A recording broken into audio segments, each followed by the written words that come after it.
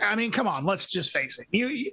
When you hear a Slayer record, you kind of know what you're gonna get. It's not like they're gonna be like, like they're not gonna do like a modular synth record or anything, Usually not. Yeah. Usually not. They might do a new metal record though.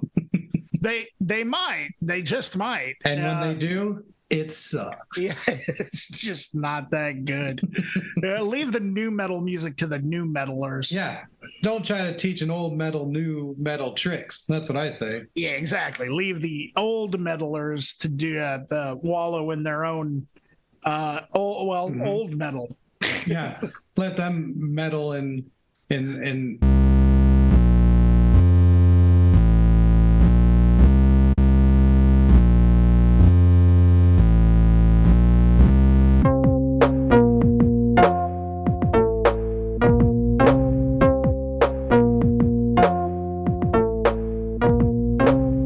citizens of Earth, welcome to Accelerativ Thrust. I'm Dan. And I'm Erik. Today we're going to talk about Mr. Whispers, the AI teller of truth, the artificial intelligence teller of truth. Wow. I have been working on a robot, Erik. Okay. And his name is Mr. Whispers. And so I know we've had this concern before about talking about disinformation on this show, misinformation. There's a lot of non-truth telling that happens on this show. Yeah, so what I was thinking is we could hire a robot to whisper the truth every time we say something that isn't true. Okay. And so I wanted to try Mr. Whispers out today on the show right now. Okay. At this very moment. Okay. So let me turn on Mr. Whispers here, okay? Yeah. Bing, bing. Oh. And that's the noise it makes. Sorry. Hello, Mr. Whispers. How are you? I'm doing good. So Metallica's Saint Anger is the best album in the world. Yeah! What's wrong with this thing? Oh my gosh. Mr. Whispers, he's exploding. Wow. Well, sorry about that, Erik. I got some bugs to work out. Maybe another time I'll bring Mr. Whispers on. Wow. Okay. Yeah. Cool. Okay. Yeah. Sorry, he exploded with disinformation. I don't know. Something happened there. I thought he exploded because we talked about Metallica again. Well, yeah, but I don't know. He responded with, you can't respond to disinformation with more disinformation. True. And that is exactly what Mr. Whispers was doing. Yeah, you can't respond before you spawned. Yeah. What a sad thing. Wow. I'm sorry to waste everyone's time. Let's move on. I liked it. It was cool. Good idea. Yeah. So Mr. Whispers, we should have a fact checker on the show. Yeah, we'll bring Mr. Whispers. Yeah, or we could just stop lying to people. Well, yeah, but that's no fun. That's true. I like to tell people the non-truth every once in a while. Sometimes every once in a while they come up with a big whopper of a fact, and I'm just like, yes, I'm going to hit you back with a lie. Wow. Yeah, and I see. Yeah, this is a classic riddle. Mm-hmm. Dan speaks and only lies, and I speak and only truths. Right. And so, that's basically what Mr. Whispers was for, is to keep me in check, man. But anyway, what else is new in the world, Erik? Mr. Bungle played My Ass Is on Fire live. Are you serious? Yeah, it's pretty cool, right? Wow, yeah. So I wonder, one of the best songs on the first record. On the first record, yes, yeah. I would agree with that. I wonder if they're planning on bringing out some more old classics. I don't know. If they do, I might try to see them. Yeah. Well, the real question is, are they going to keep it just songs from the first album, or are they actually going to bring out anything from California or Disco Volante? I don't know. We'll just have to wait and see. And the other thing is I wonder how their, I guess My Ass is on Fire didn't really have a lot of other instrumentation in it, you know? Like, did it? I mean, it basically... I think they could have done a new arrangement with the instruments they had for... With just the guitar Easter and Bunny. bass? Yeah. Yeah, I sure. think so. Okay, well, because it would be really difficult for some of those songs on disco. Like, could you imagine, oh, Mr. Bungle played Violenza Domestica for the first time? Yeah. Since they would have a lot. Never. Yeah, since never. Because I'm assuming they never did that one live, but then again, I don't know. Yeah, I really wish I remembered seeing them. Well, that'd be cool. Was that the only the time at Gabe's you're talking about? Yeah, when when Enemy Chuck wore a robot outfit and then also peed in his pants. You know, it's possible that Enemy Chuck infiltrated the robot. Wait, what? Yeah. Well, he hacked our codes. You think maybe he hacked the robot too? I think he's whacked his pud. Would you like me to ask him if he whacked his pud, Eric? No, I know the... Wait, right now? Well, I mean, I could call him. Oh, no, that's fine. But no, I was just talking about if I talk to him later or something, I'll just be like, hey, Eric wants to know. No, I know he whacks his pud. Oh, okay. All right. I know he's a pud whacker. So just so everyone knows, he's a pud whacker. Yeah. He's a code stealer. Code stealing son of a bitch. He's a pud stealer. Pud stealer, code stealer. Code whacker. Yeah, robot controller. Hacker whacker, robot smacker. Hacker whacker, robot smacker. Oh, wow. Man, do I feel I feel like I just rose up and gone to heaven. I feel like chicken tonight. Yeah, that's not a bad idea. I mean, I feel like a chicken. Oh, you feel like a chicken. Yeah. Okay. Mm-hmm. Yeah, you'd be getting one of those, you'd probably be getting one of those plant-based chickens if you were having chicken tonight, wouldn't you? Yeah. Yep. Yeah. I like them. I like all of them. The plant-based chicken nuggets. I just gobble them up like a turkey. Yeah, you go for a different kernel, a green one. You know that kernel. Yeah. You know that KFC actually did come out with plant-based chicken at one point. Yeah, right? I heard about it, but then when I called, that's how responsible I am. I called and asked. Yeah. They were like, nope. And I was like, all right, cool. They just like, talk to you never. That's what I said. They actually changed one location to have green instead of red. Right. Which is nasty. I mean, I get it. It's like plants or whatever, but any element of fried chicken that is green is bad. Like it's not good. Yeah, there's nothing appealing about it. But if it's got red, I'm all for it. Well, I mean, yeah, it's bloody. It could be pink or red or white. Yeah. Or brown. Any of those colors. It could be any color except green. Any of those natural chicken colors. And different types of breading too. They have like, like fluorescent breading, like fluorescent pink breading. Oh, like Taki breading would be pretty good. Yeah. You mean like Takis, the spicy things? Yeah, they're the best. They're my fave. I eat them all the time. Every Friday, I get a bag. You get a bag of... Do you have one right now? I still have to go to the store after we're done recording. What flavor do you like? What? I'll take just about anything. I like Nitro, Fuego, Blue Heat, any of the hot ones. They're good.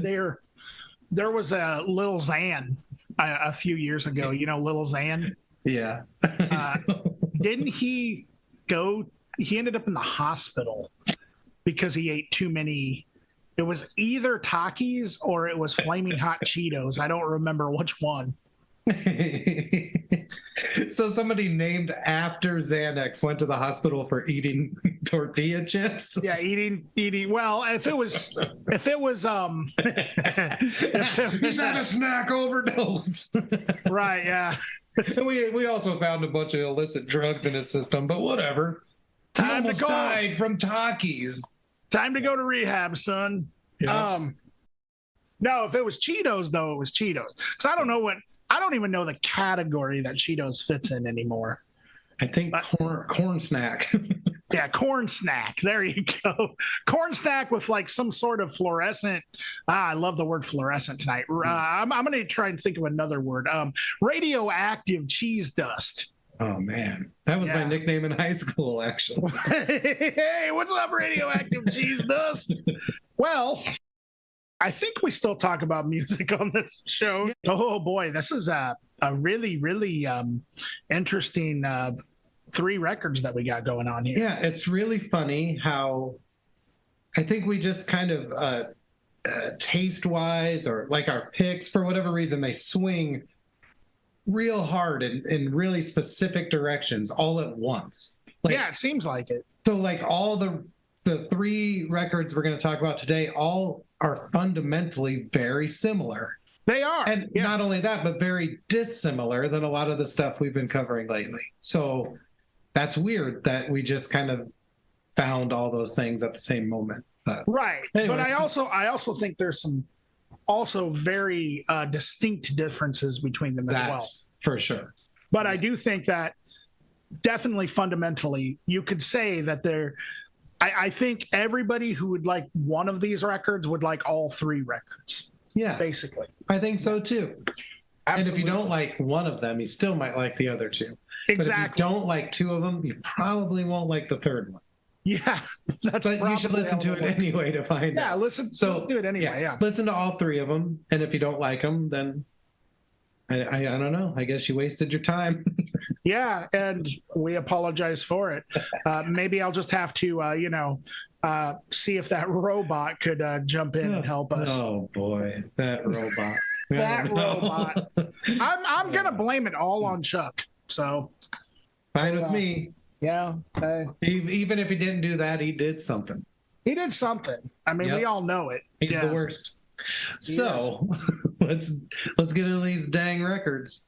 All right. Let's get into the dang records. Come on, everybody. It's record time. All right. So my pick for this week is from a French trio called Muele.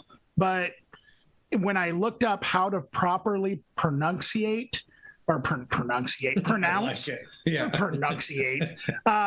properly pronounce, it was like Muele. Muele.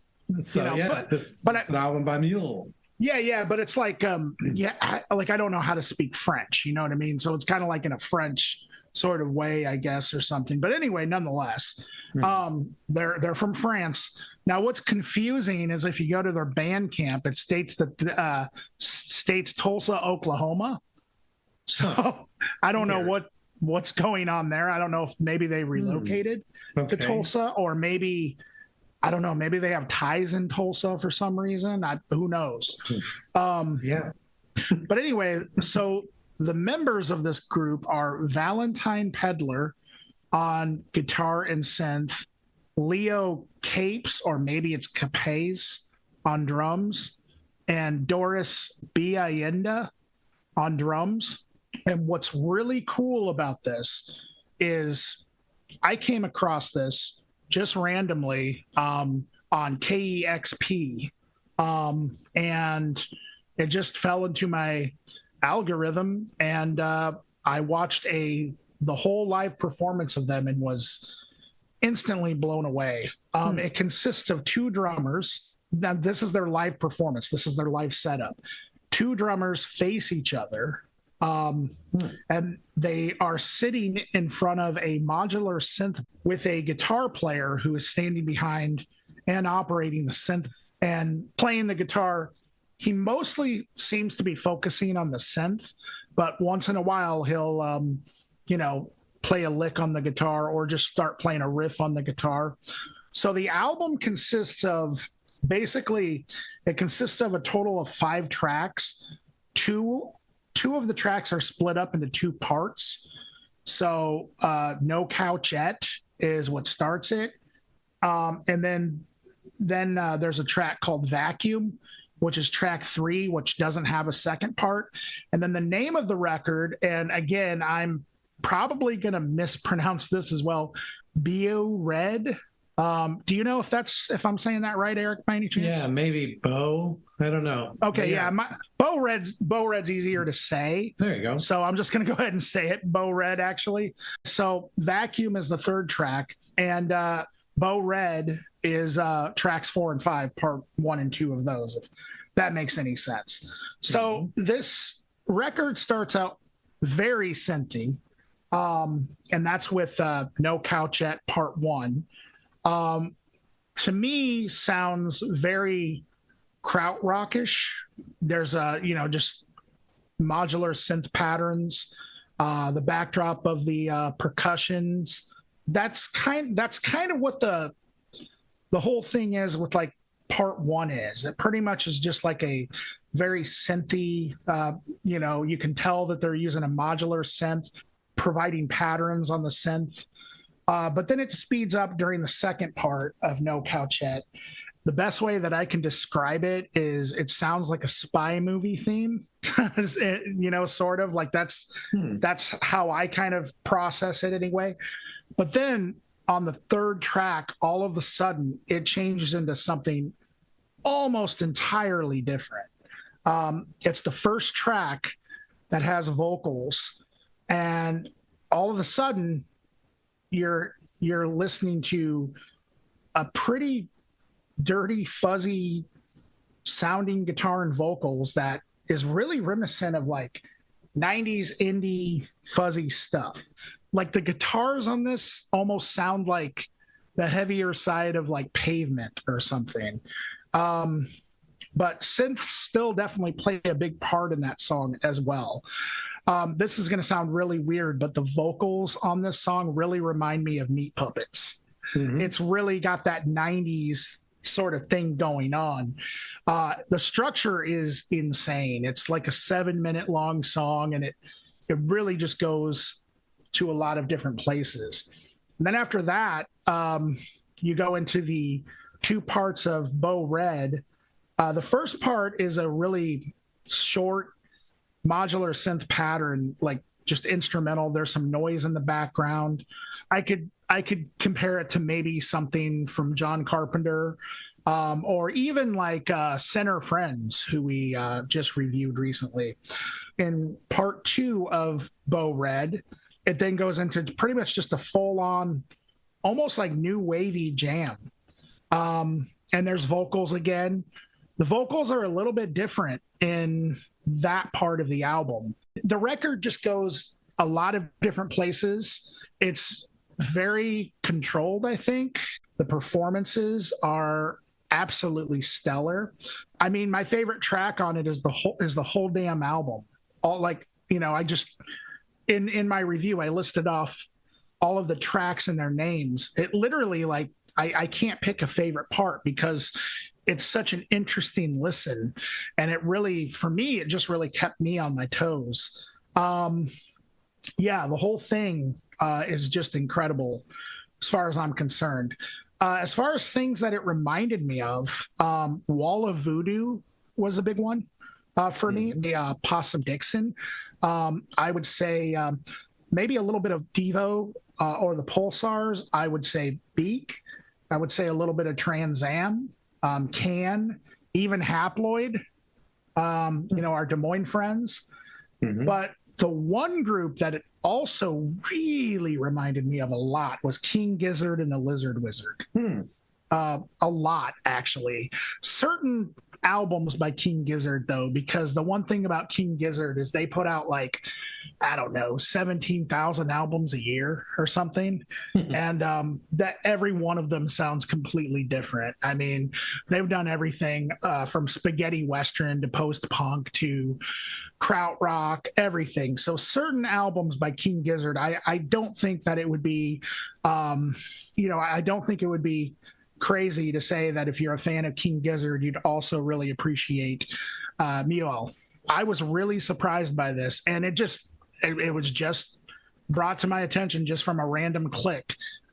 Sometimes I think about when I discover stuff like this, what would have happened if I would have just passed by it. But something about it, I guess the algorithm just spoke to me, and I was like, for some reason, I just feel like I need to check this band out. What'd you think about him, Erik? I really liked it, but I have to admit something. So I accidentally listened to the album called Muele. Oh, the self-titled album. Yeah. So, okay. But I did listen to Bo Red today as well. Okay. And it seems like they would be really similar, but they're kind of not. So yes, absolutely. I will review the Bo Red EP real quick, but then I kind of want to talk about the other one too, just a little bit. So I would say overall, I would call it fun, but edgy electronic rock.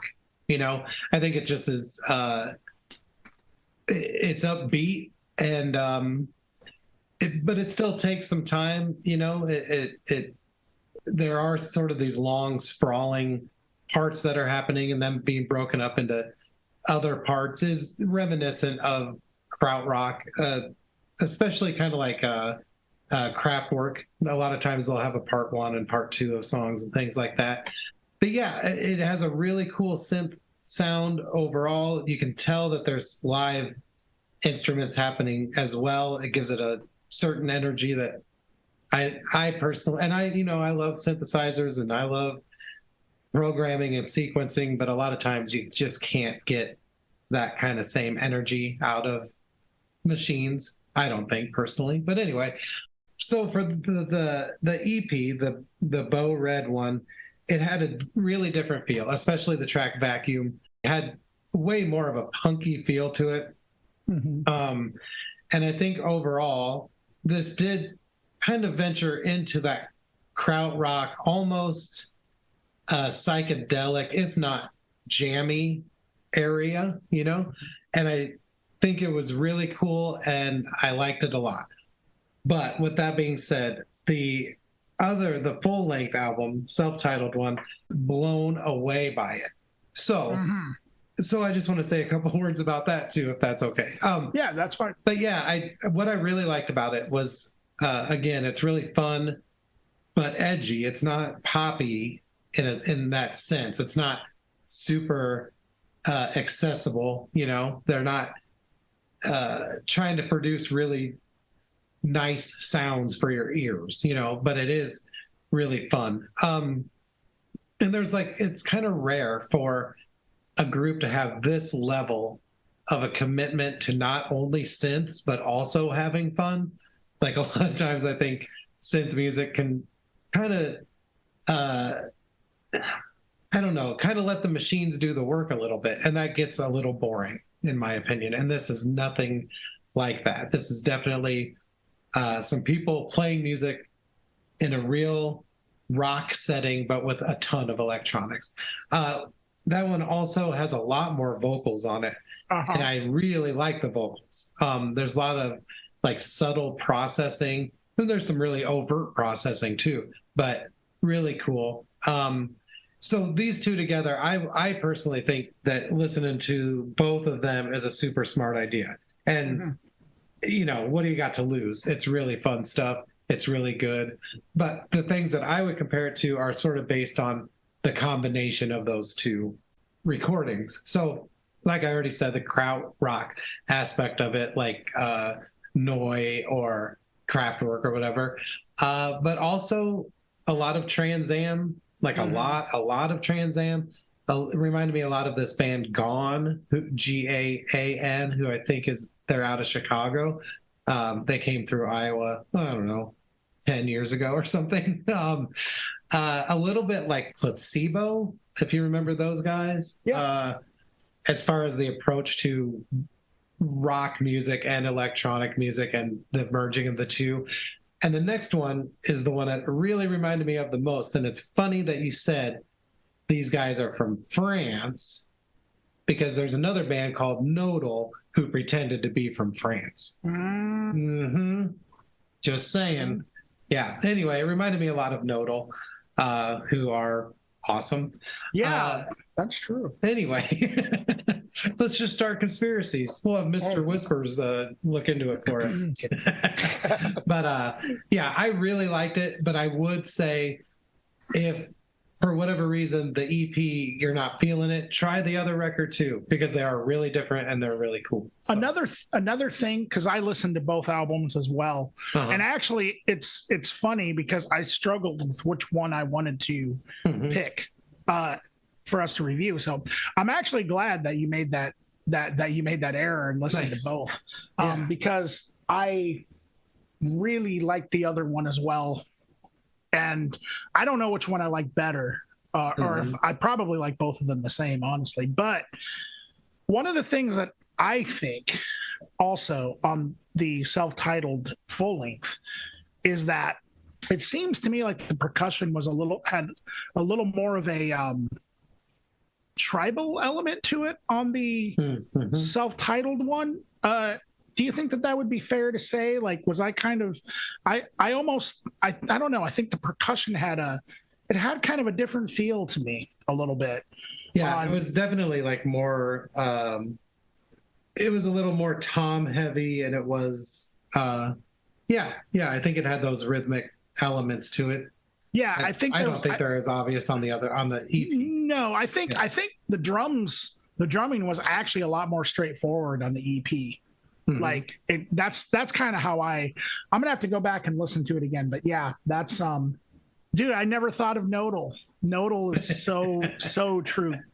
God, what a great band. Yeah. So are you suggesting that there might be a possibility these Muele guys might be Nodal? Well, no, not necessarily, but maybe they're big fans of them, so they're pretending to be from France too. I don't know. What if they were French, but they're pretending to be from Tulsa? That'd be weird. Yeah, that would make no sense. like they play in France. First of all, you can't pretend to be from Oklahoma because everyone in Oklahoma knows each other. Yeah, that's true. That's true. But could you imagine in France, we're from Tulsa, Oklahoma? Like, yeah, it's good.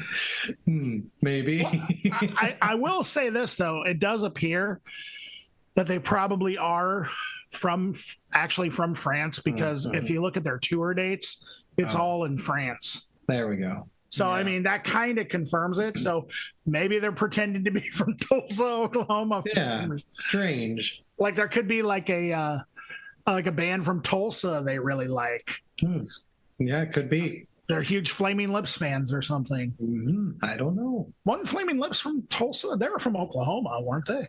Yeah, from Oklahoma, I think. Yeah, that was sounds it Tulsa right. there? Was it Tulsa they were from, or was Don't know.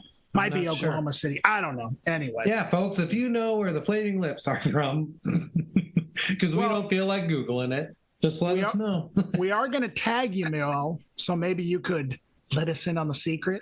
Oh yeah, it's probably just like a clerical error.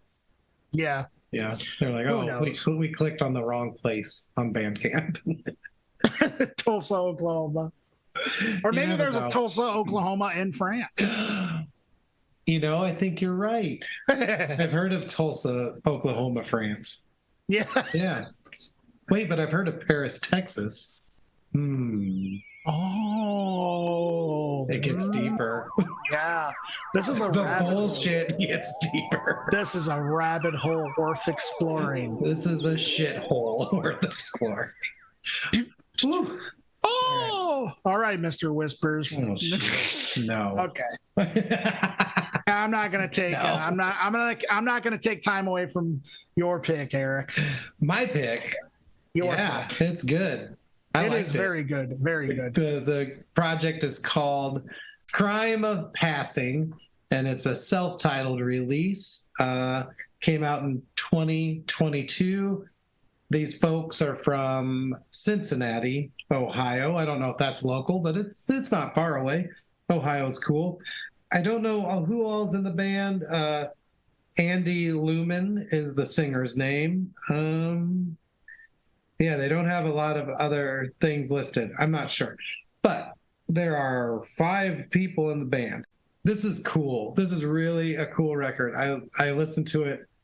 I've been listening to it for a few weeks, actually, and I finally got the chance to talk about it. So it's very moody, very dark, totally uninhibited goth pop rock. That's it. It is goth, purebred goth. I don't know how else to say it. But yeah, they do it really well. They have just a really cool attitude. Somehow it's apathetic and serious, but also kind of urgent.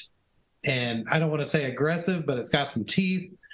It's everything you want out of this kind of music, out of like kind of what would you call it? Like indie college goth stuff. Swirling, noisy guitars. The bass has big chorus on it, you know, really gated drums that sound almost electronic, but you know they're not. It just gets everything right. The sound of it is super cool. The difference to me, though, is it kind of has this driving element to it. A lot of times it's the bass and the drums, or just the drums. And it has a little bit of a swing to it at times that makes it so it's not like boring or depressing like some goth music can sort of be. I hate saying goth because it seems so like not specific. But once you hear it, you'll agree that this is goth music. But it's super engaging and cool, and just every song I just wanted to kind of stay there. And they're not in a hurry to get through it either, so it kind of works out. And this is one of those things that's just like so perfectly what it is. They nail every aspect of it. The vocals have a really like deadpan delivery, but at the same time have an energy and a strong vocal. Yeah, I can't say much more about it than that. I wish I could, but it's so perfectly, if you like this style of music, you will adore this. The biggest one that it reminded me of, the biggest other group or whatever, is one that a lot of people don't really talk about, and I don't even know how to say it because I've never talked to anyone else about it, but they're called Ex Mal Deutschland. It's just like kind of a classic goth group. Susie and the Banshees, for sure. A little bit of Suicide. A lot of the Cure, like Faith, Pornography era Cure. Yeah, I would say maybe a little bit of New Order too. But yeah, it's right along those lines, and it's done perfectly, and it's a super cool, moody record, and I just loved it. What'd you think, Dan? Yeah, I thought it was very cool. Very, very cool. The production on it is very, very dense. Like the recording has this thing where everything is kind of buried almost except for the bass, but not to a fault or anything. I don't know. But you can still hear the stuff, hear everything. You can still hear the vocals. You can still hear as you described them, swirling guitars and the drums. And I think you described that perfectly, Eric. Very gated drums that almost sound like they're a drum machine. There's also a synth player in this, I believe. So you definitely hear some synth stuff. Gothic, 100%. Like the music is it's very urgent. And at times it kind of feels like there's going to be a buildup coming onto something maybe heavier, but it doesn't quite always get there, yet it's still intense. I don't know. I can't really explain it. Like, I feel like the music itself is kind of just, I don't know, pleasant. Like, it's got this pleasant element to it, yet it's also very, like, as you said, moody and kind of just brooding. Like, it has this sort of darkness to it. Yeah, the music is very driven by the bass. I think. I mean, there's a lot of textures overlapping with the guitar in the synth, and the vocals are really cool. I'm guessing that there's like some vocal effects being used, whether that's reverb or delay or both. I also think that the vocalist does this really cool sort of almost like spoken word yelling element that in my mind makes it very post-punkish at times as well. So like gothic, post-punk, those two types of things are not really that far from each other anyway. But yeah, there were times where I seriously did not know if I was listening to a drum machine, a synthesizer, or a real drum set. Like, it was really there's something quite unique about their take on it. The vocalist at times actually didn't always remind me of like a gothic singer as much as like just like a punk singer, like that was kind of the representative of like the backdrop of this like gothic moody music kind of. So in that sense, I kind of heard some like, I don't know, X-Ray Specs or even like Yeah Yeah Yeahs kind of going on. Yeah. Even Bikini Kill, stuff like that. But then like the music itself, the one band that I really thought of was Bauhaus. So my favorite track on here is, I think it's track number 5. It's called Hunting Knife. Mm-hmm. And the bass part on that is just amazing. It just blows my mind. I also really liked World on Fire and Damrack.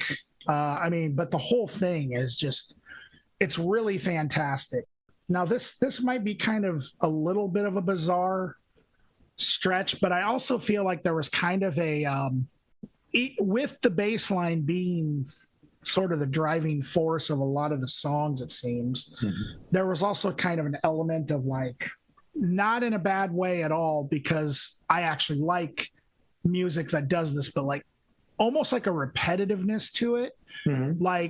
And so one band that it also strangely reminded me of in terms of maybe the songs themselves, definitely not the vocals or the delivery, but the way the songs were kind of structured, was Lungfish, in a weird sort of way, just kind of the way that it was presented as sort of the bass line being like this repetitive thing but there was also other things going on with the other instruments. It just, something about that just sort of in my mind.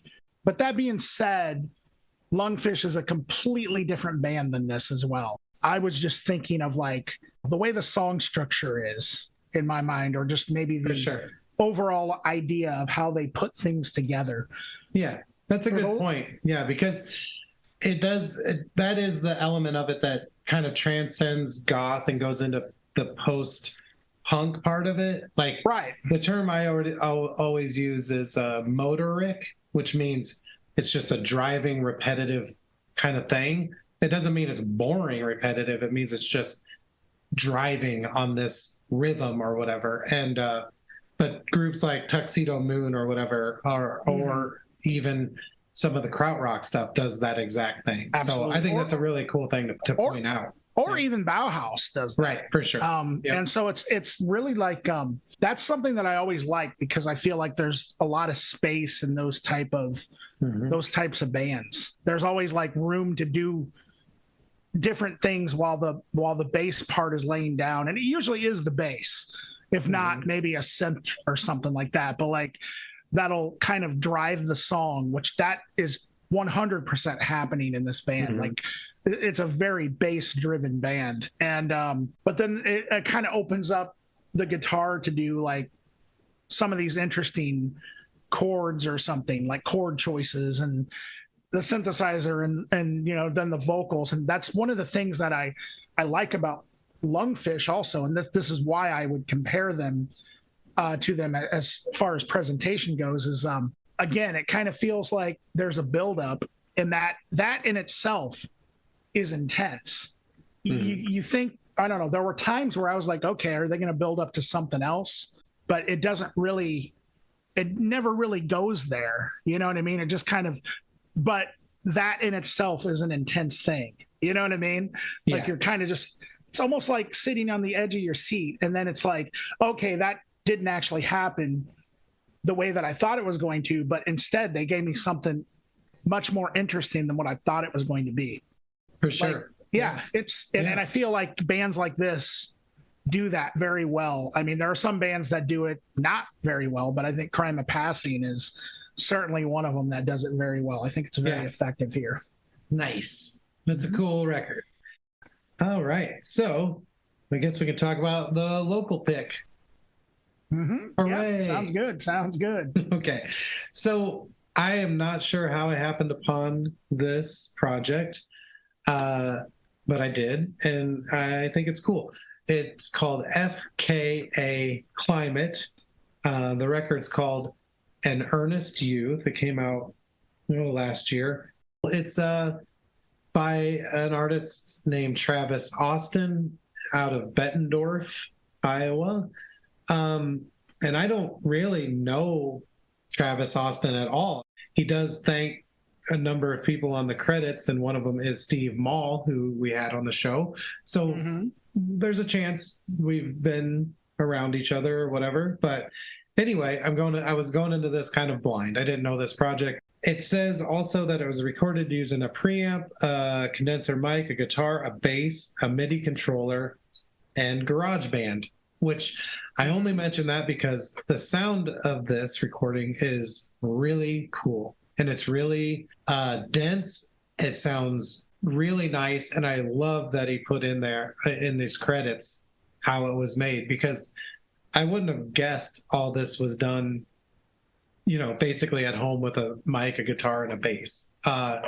It sounds really amazing and really, I don't want to oversell it, but almost breathtaking at moments, for real. Overall, it's kind of like a modern indie pop. It's how I would say it, with moments of like punk influence. Yeah, I think the big star of this recording is Travis's voice. It's really cool. It's an amazing voice. He has that sound sort of like, I don't know how to explain it. It's like a baritone kind of enunciation and timbre, but the notes are high. Like examples of that might be like Tears for Fears or something, like kind of an 80s sound, kind of operatic at moments. But yeah, has a nice, rich tone to it, but is not really a baritone or bass sound. So it has a tenderness, kind of like, I don't know, like Bright Eyes or something, the vocals.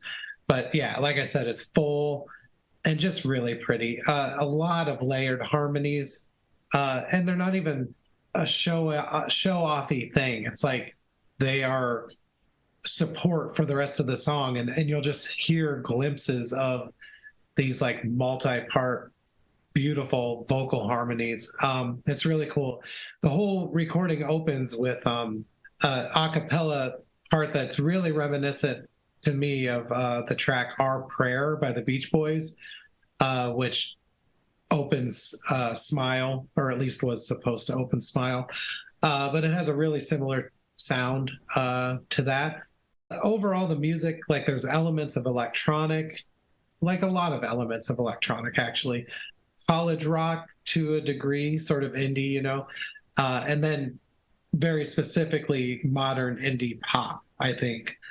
But yeah, the thing that really struck me about this was that it really is uplifting. Like, I am such a cynical ass when it comes to music. Like, it's hard for me to accept when things sound positive and they sound uplifting. Like, usually I'm just like, that doesn't do it for me. Like, I don't, just because, like I said, I'm cynical. But this is truly uplifting. Just really awesome songs, really cool arrangements, great performances on all the instruments. I was really, really blown away by it. That uplifting element that I spoke of, there was one thing very specifically that it reminded me of, and that was Perfume Genius. And I mean, anyone who listened to my review of Perfume Genius know that I like almost started crying because I loved it so much. But I would say that this is in the same realm, like that level of just beauty and being just a really enjoyable thing to hear. Other things, like I don't listen to The Weeknd very much, but what I've heard, this sort of reminded me of it. There is sort of a retro element to it as well, kind of like a Depeche Mode thing or New Order. But yeah, I I don't know where this came from. I haven't heard of this before, and I'm really glad that I did, because I just loved it. And I want to listen to more of FKA Climate, and I want to see them perform live if that is going to happen.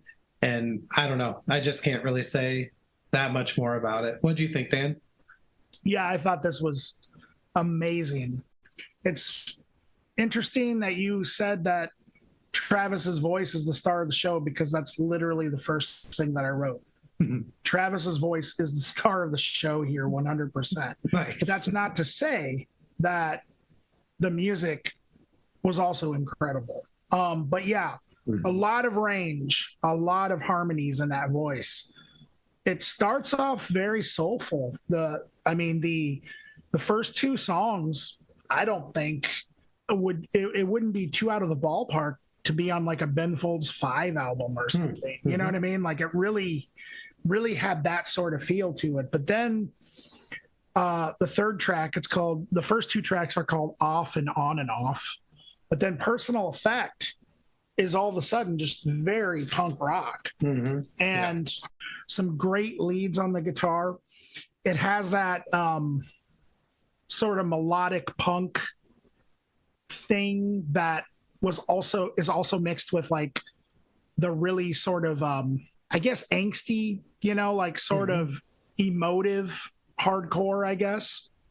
So, we're talking stuff like I don't know, like early emo or something, kind of. It reminds me of that. But I mean, it also, it sounds really big for like being like the way it was recorded. That really blows my mind. It just goes to show what can be done nowadays, Yeah. As far as his voice goes too, the one singer that it really reminded me of, and you mentioned the sort of how it sort of goes between this almost like a baritone, but then it also has a high register as well, and just super wonderful harmonies. Like, it's just unbelievable. Really reminds me of Greg Graffin from Bad Religion. Yeah, the songs are really good. I think that this is a very honest and a very sincere, and just at times, it's very uplifting and vulnerable. And I think it's just a testament to the fact that if you're wanting to make music, just go for it. You know what I mean? That's sort of the feeling I get from this, All 5 songs are super. And once again, I just have no favorite. Like, every single one of them. The last 2, Chaos Style and No Autobiography, just absolutely fantastic. As far as the stuff that this reminded me of, Bad Religion, like, straight up. Like, I honestly could see like Greg Graffin doing like a solo record like this. The band Boy Sets Fire, Propaganda, Strung Out. This really reminded me of like the melodic harmonizing side of punk that had really good singers. So like a lot of stuff that was on like Fat Records and Epitaph in the 90s is really with the Loved Ones, even like an element of like the Broadways. But yes, there is also an element of like bedroom. I don't even want to say bedroom. Like, like all, I guess like indie pop, like you were saying. So like, I don't think that some of the stuff on here, I think like if you're a fan of like, Perfume Genius, Mountain Goats, I think the Weaker Thins, I think even like, I don't know, something like the band Sweeping Promises that we listened to like a while back, or, just stuff like that. Sufjan Stevens. Like, I don't think that like, it's punk, but it's not at the same time. You know what I mean? Right. But his voice, really reminds me of like, especially when he gets into the higher registers and starts to sound like, as you put it, like more operatic. It really reminds me of that melodic punk that was really big in the 90s, like the melodic skate punk, Wow. Cool. Stuff like that. So yeah. Nice. Really, really good stuff. So if you're into modern indie pop or 90s skate punk, Yeah. You're going to love this. I mean, that's seriously like, it sounds weird, but that's seriously what I yeah, no, I get it. I can see it for sure. Yeah, absolutely. And then I was blown away, but let's find out what Mr. Whispers thinks.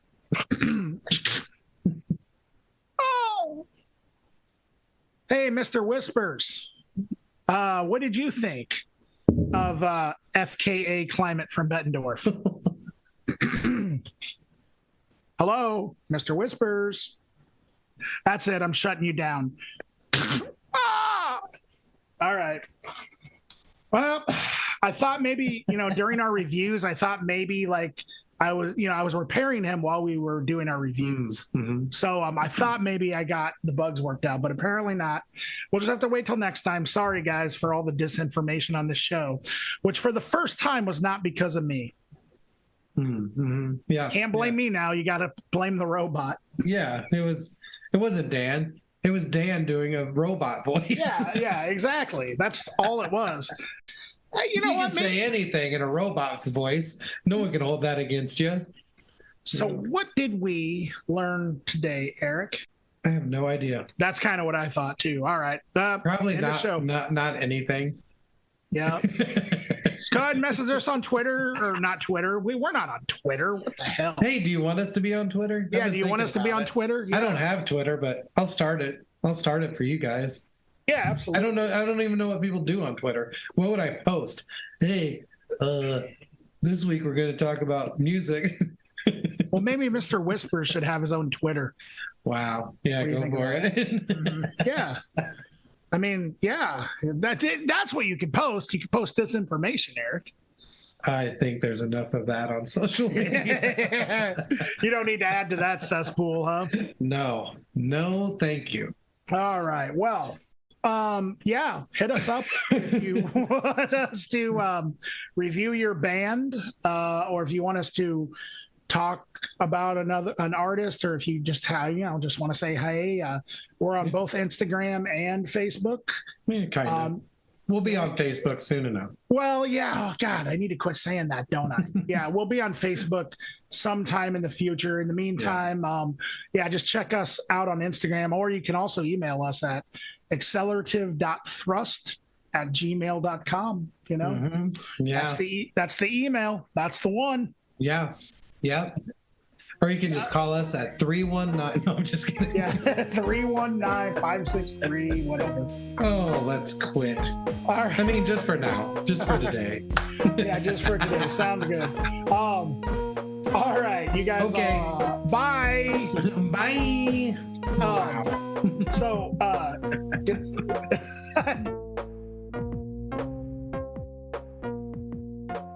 Dan speaks and only lies, and I speak and only truths.